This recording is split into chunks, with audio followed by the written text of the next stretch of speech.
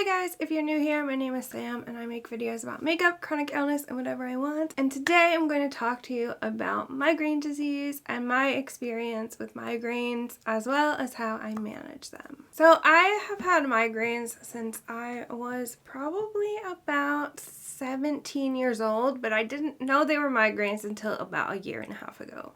Way back then, I was told they were tension headaches because I would get what they call coat hanger pain, which is the neck and like into the shoulder blades, so it creates a triangle like a coat hanger. I would be left nauseated, blurry vision, incredibly painful, and the only thing I could really do was sleep. I was in physical therapy at the time for other health conditions, and they would do like an ultrasonic massage to help because it would just get so tight. They thought that was contributing to some of the muscle issues I was having, and it would help temporarily, but it never really helped long term, and I just kind of assumed this is just what tension headaches are, this is just my life. I didn't actually realize how many of my unexplained health symptoms were actually related to the migraines because, like I said, I didn't know they were migraines. So it's pretty interesting to learn. I actually learned through TikTok that one of the things I was feeling was a symptom of a migraine. It was pretty funny because how it happened exactly was I was getting very dizzy and lightheaded out of nowhere, and I would notice I would get blurry vision and floaters. Now, I just went based on what a former doctor had told me that I was having floaters, and I had brought it up to my ophthalmologist, and she said there was nothing in my eyes that would signal floaters, and what I was describing wasn't exactly a floater anyway because I would see it in both eyes at the same time, not just one, and with a floater it's usually in one eye. So I fell down a rabbit hole trying to look and see if I'm sorry, I'm sweating. I don't know why it's still hot here in the Midwest, but it is, and these lights do not help.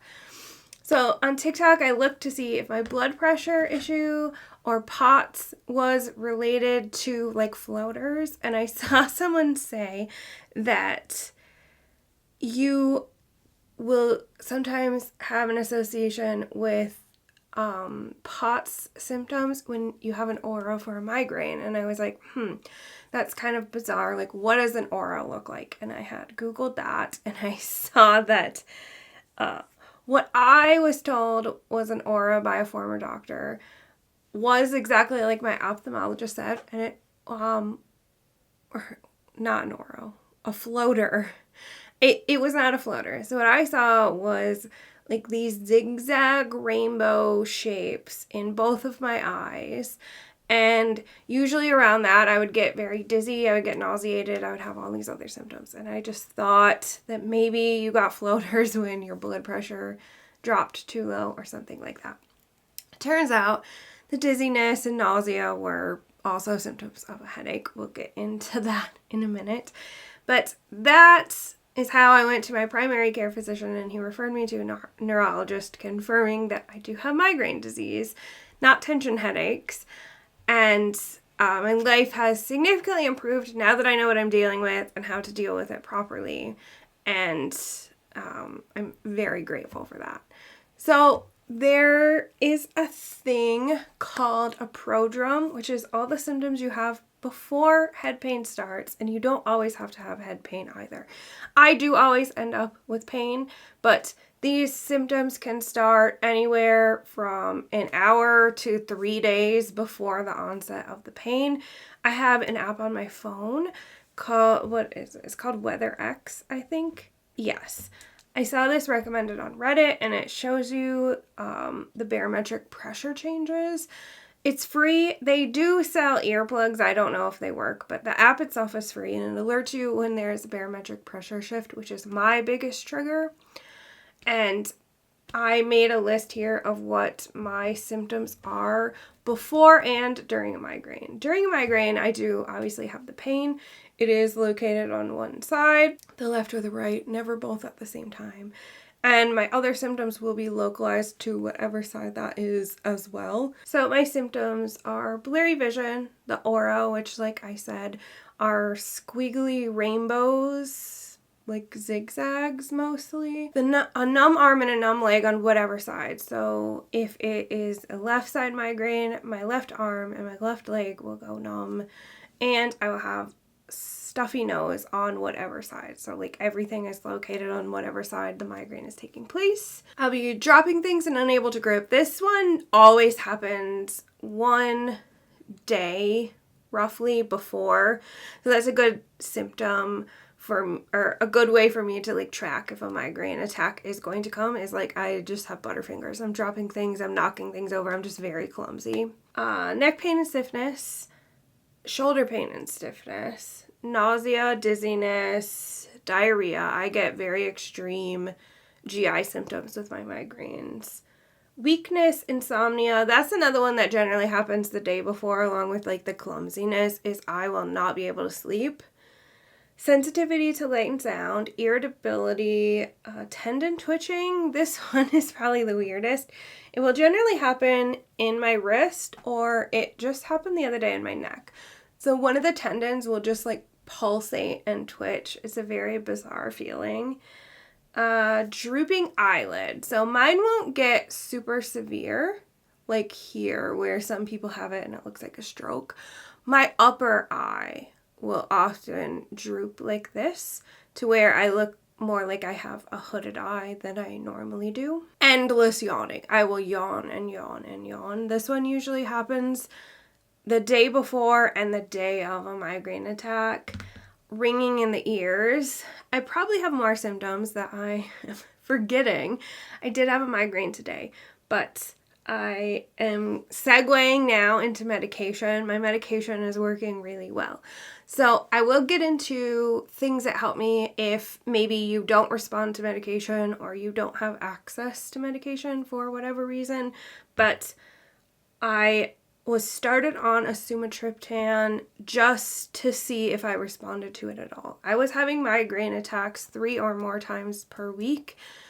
After a infection, I'm going to have to bleep that out, probably. After a C word infection, I went from having migraines maybe quarterly to having 3, 4, 5 a week, and they were so debilitating. I lost months and months and months of my life just because like nothing relieved the pain.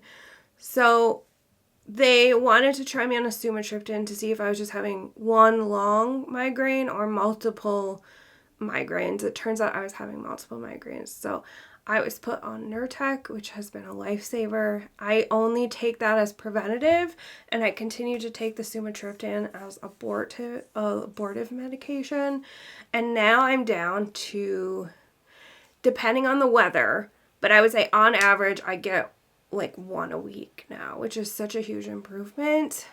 In really good weather, I was going about 14 days between migraine attacks, which was so nice. However, also on the Nurtec, the sumatriptan works better. So beforehand, like I took a sumatriptan around noon today, or maybe 1 o'clock, somewhere around there. It's now 5 o'clock. I would still be completely bedridden and unable to do anything. And occasionally I still do get migraines that are that terrible to where I lose multiple days. But generally I only lose about half of my day now every 10-ish days, which is a luxury. And I'm so grateful to my doctor, and I'm grateful to this medication. But medication isn't the only thing I use to manage my symptoms, and it might not be working fully for you, or you may not have access to the medication. So now I want to talk about the other things that I do to just help in attack. So the first is my best friend, and that is an ice pack. As soon as I have an attack, an ice pack is my best friend. I put it at the base of my neck, wrapped in a towel, and I don't time it. I personally just use it until it gets warm, and then I take a break. And if I need it a second time, I'll do it an hour or so later. They do make an ice mask, like it's like a gel, and you put it in the freezer, and it's like a cap. I haven't tried that yet because I was worried it would like break me out or something. like my forehead. So I haven't tried that, but an ice pack is fantastic. I prefer the gel ones that are like squishy. It's easier to mold around your neck. The next thing is a TENS unit. A TENS unit uses like, not electroshock, but like electric stimulants to like massage the muscles. So I put them on my shoulder blades kind of, and that really helps with the coat hanger pain, and it can really help lessen a lot of that pain. I've been using one of those even when we thought back in 2007 that they were tension headaches. They've been really great. Dark room. Lower the TV backlight, keep the sound low, so I can't really focus on too much stuff when they get bad, like my vision, I just can't see. But bright lights and being sensitive to the sound, there's a setting on your television and your computer, and you have it on your phone too. You can adjust the brightness. On a TV, the brightness isn't the problem. You want the backlight to be lower. So I'll turn mine all the way down to like 20. So I can lay in the dark. I can still have a light sound to listen to something, but I don't have the like lights bothering me. An eye mask. This is also great on days like sometimes even with blackout curtains, it's still too bright. So just having an eye mask, and sometimes one of those gel ones that you can put in the fridge or the freezer will also help a lot. Earplugs. I'm a light sleeper, so I sleep with earplugs every night.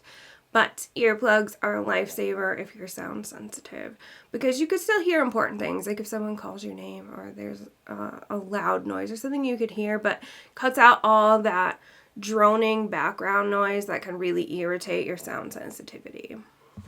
Magnesium stick. I discovered this on TikTok as well. I get the Being Frenchy one. I think they make other brands as well, but this really helps. I put it on my neck and my shoulders. It helps a lot with that coat hanger pain. I use it every night before bed because I find it helps just keep things loose. If I were to develop a migraine overnight, I don't get too much tension if I use that. Nausea medication of some kind. I have prescription nausea medication, Compazine, I think. But if I run out or I forget it and I'm out somewhere, Dramamine works great too. Obviously, talk to a pharmacist first or a doctor if you're on medication to make sure there's no interactions. But having a nausea medication or ginger tea or something is a lifesaver. Finally, over-the-counter pain medication like Aleve or Tylenol. I had a really, really bad migraine attack coinciding with hormones after I was off gluten. It was probably the worst one I've had since I've started treatment, and it would not go away. My sumatriptan wasn't working, my Nurtec wasn't working, and I had seen a neurologist online mentioned take in one Aleve with your sumatriptan, and it helps more with the hormonal migraines, and it worked like a charm. Again, check with a pharmacist, check with your doctor before taking any kind of medication, but having over-the-counter medications to use with your prescription medications is really helpful, especially if it's just not working on its own. And that's all I have for you today. I thought it was a great day to talk about migraines, seeing as I had my first one in about a week, and I'm like, haven't talked about this yet. And there will be probably more migraine videos in the future. I just thought, I just wanted to kind of give an overview of like what I've been dealing with, and when I post like or disappear, it's probably because a migraine attack has snuck up during a filming or editing day, and I just frequently can't do it on those days. It's just a rest day. I got lucky today. Let me know in the comments if you have any tips for migraine attacks. If you have any questions for me, I could try to answer them. Thank you so much for watching. If you like this video, please give it a thumbs up. Consider subscribing if you haven't already, and I'll see you guys next time.